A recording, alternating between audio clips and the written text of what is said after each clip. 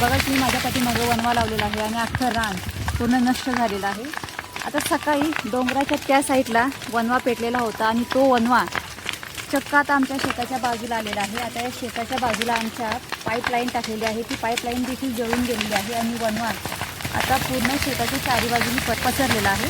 तर आता काय झालेलं आहे, फॉरेस्ट डिपार्टमेंटमध्ये काम करणारे जे फॉरेस्ट अधिकारी आहेत तर त्यांचा अजून इथे पत्ता नाही आहे। शिवाय असा जर लागलेला वनवा असेल तर तो वनवा कंट्रोल करण्यासाठी त्यांच्याकडे ब्लोअर मशीनसुद्धा असतात, मात्र त्या ब्लोअर मशीन घेऊन इथेहून वनवा विझवण्याचं काम देखील त्यांनी इथं केलेलं नाही आहे। आता वनवा अख्खा आमच्या शेताच्या सरभोवती पसरलेला आहे। बघा तुम्ही मोठमोठी झाडं ही पूर्ण होरपळलेली आहेत आणि छोटी छोटी झाडं ज्यांची गेल्या वर्षी लागवड केलेली आहे या जंगलामध्ये ती झाडं देखील पूर्ण नष्ट झालेली आहेत। आता या अशा वेळेला समजा एखादा सामान्य माणूस रानामध्ये गेला, 4 काट्या तोडल्या तर त्या सामान्य माणसावरती लगेच कारवाई केली जाते, मग त्याच्यावरती दंड आकारला जातो आणि त्याच्या हातात असलेलं जे कोंबडी आहे ती कोंबडी देखील जप्त केली जाते। मात्र अशा वेळी हे फॉरेस्ट डिपार्टमेंटमध्ये काम करणारे जे कर्मचारी आहेत ते अशा वेळी येऊन दखलही घेत नाहीत आणि लक्षही देत नाहीत आणि याचं उदाहरण तुमच्या समोर आहे।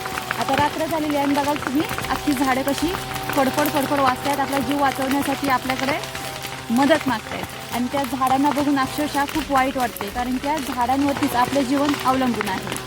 आता आजूबाजूला जे शेतकरी आहेत त्या शेतकऱ्यांनी स्वतःकडे असणारा जो पेट्रोल पंप आहे ज्यांना औषध मारलं जातं ते पेट्रोल पंपानं वनवा विझवण्याचं काम करत आहे।